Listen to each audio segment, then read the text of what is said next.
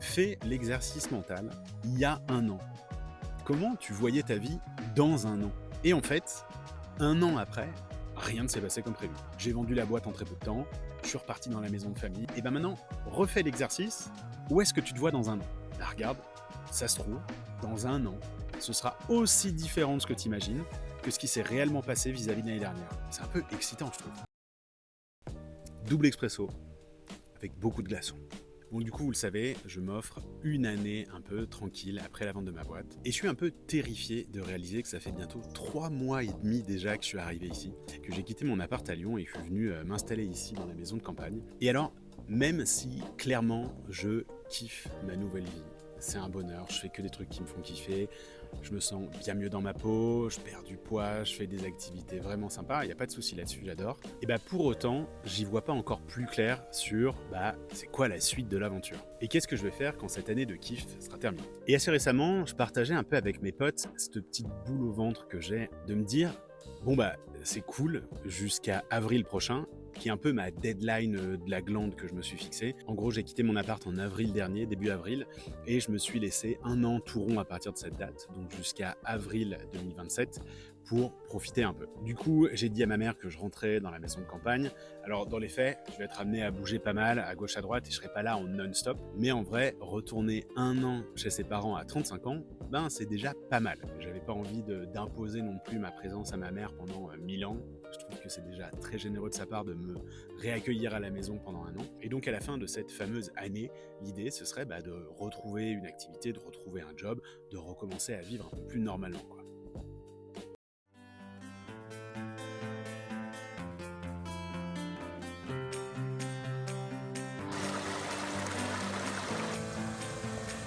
Je me rappelle, il était fin comme tout parce qu'à l'époque,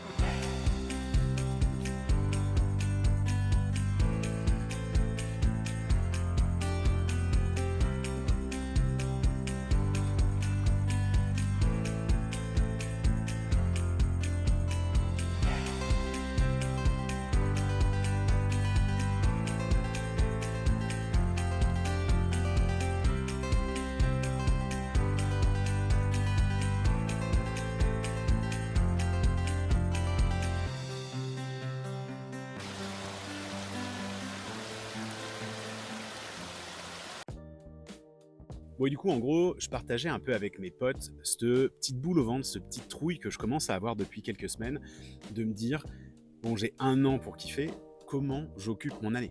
Est-ce que c'est vraiment une année de coupure plein ballon, pendant un an je fais rien, et dans un an je me réveille et je vois ce qui se passe? Ou alors est-ce qu'il faut que dès maintenant je commence un peu à préparer la suite? Et aujourd'hui, j'ai pas trop de réponses là-dessus, et du coup je profite de l'occasion de cette vidéo pour réfléchir un peu, questionner mes potes et mes proches pour savoir comment eux voient le truc, qu'est-ce qu'ils feraient à ma place. J'ai eu 2 sons de cloche qui sont sortis, et les 2 sons de cloche sont évidemment très opposés. Une première équipe qui m'a dit « Bon, en vrai Val, il faut commencer à t'énerver un petit peu. Parce que racheter une boîte ou trouver un job, ça va pas se faire tout seul. Alors ce serait bien que tu commences à regarder, qu'au moins un jour ou 2 par semaine, tu commences à regarder les offres d'emploi ou que tu sécurises ton avenir. » Et évidemment, la deuxième équipe, l'équipe des cigales, qui elle m'a fait la remarque « Non, en vrai, fais-toi kiffer. T'as bien bossé pendant 5 ans, là prends ton année, pense-y pas, de toute façon il va rien se passer pendant l'été, et en avril prochain, t'y verras tellement plus clair qu'en fait ça va aller tout seul. » Ok, du coup, merci les gars, mais du coup qu'est-ce que je fais avec ça maintenant?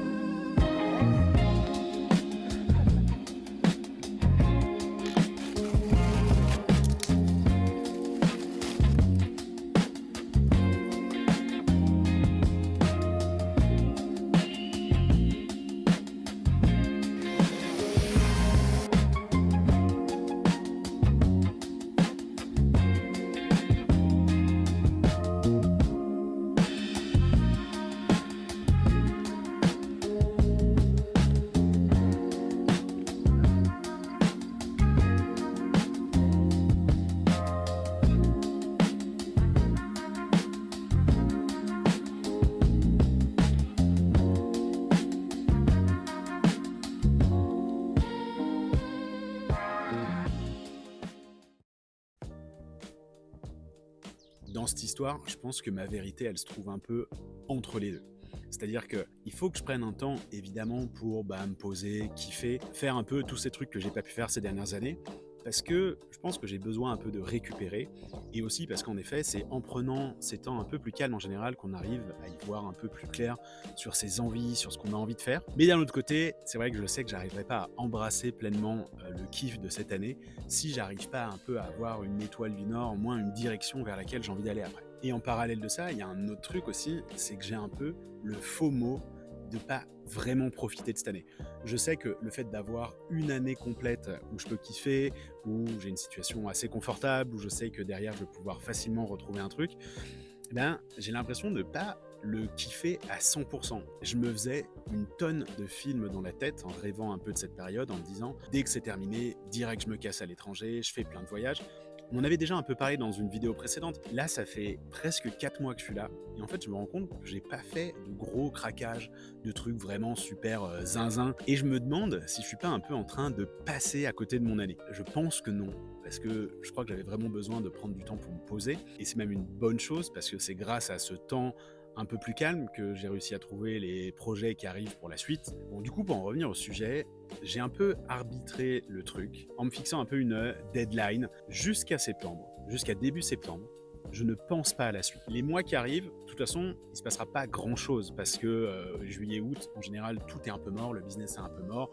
Les assos qui aident à racheter des boîtes ou juste rechercher du job, c'est pas vraiment la période hyper propice. Donc je me suis dit, jusqu'à septembre, embrasse pleinement le truc de ne pas penser à la suite, de ne pas réfléchir, de ne pas se mettre trop la presse. Et à partir de septembre, je commence officiellement à me remettre un peu dans une démarche recherche de ce que je veux faire après. Et c'est assez marrant parce que ça fait quelques jours maintenant que je réfléchis à ça et que je me suis un peu mis dans cette optique de arrête de te foutre la presse de fou, kiffe jusqu'à fin septembre sans te prendre le chou, et à partir de septembre, vraiment tu te mets dedans. Et c'est assez marrant parce que depuis que j'ai fixé ce truc-là, je suis grave plus serein et je culpabilise beaucoup moins de rien foutre, de kiffer, de bouquiner, de prendre du temps, parce que je sais qu'il y a une date à laquelle va falloir que je m'y remette. Et je sais que moi, je fonctionne pas mal avec ce genre de truc, de bien cadrer dans le temps des périodes dédiées soit à voyager, soit à kiffer, soit sur des projets pro, etc. Et je me sens grave plus serein depuis que j'ai un peu acté ce truc-là. Il a poker face, et tu regardes la caméra.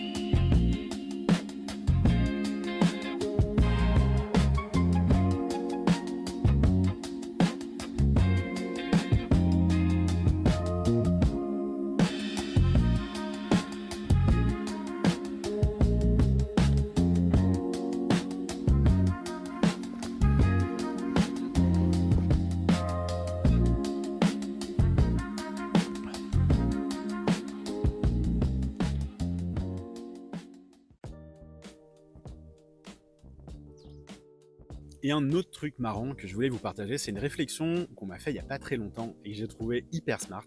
En vrai, la vie, parfois, ça va super vite. Et te fous pas trop la presse sur ce qui va se passer dans un an, parce qu'en fait, tu sais pas trop où t'en seras. Fais l'exercice mental il y a un an. Comment tu voyais ta vie dans un an?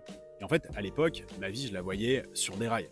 Toujours bosser dans la boîte. D'ailleurs, à cette époque-là, on parlait de diversification, on était en train de lancer des nouveaux produits, et c'était super clair dans ma tête que j'allais continuer à bosser dans la boîte pour des années, quoi. Et en fait, un an après, rien ne s'est passé comme prévu. J'ai vendu la boîte en très peu de temps, je suis reparti dans la maison de famille. Au final, changement de vie total, des nouveaux projets, des nouvelles aventures, notamment YouTube. Et après, le pote me disait, maintenant, refais l'exercice, où est-ce que tu te vois dans un an? Et donc je lui disais, dans un an, ça fera quelques mois que j'aurai racheté quelque chose ou que j'aurai lancé un nouveau truc, ce sera le début, etc.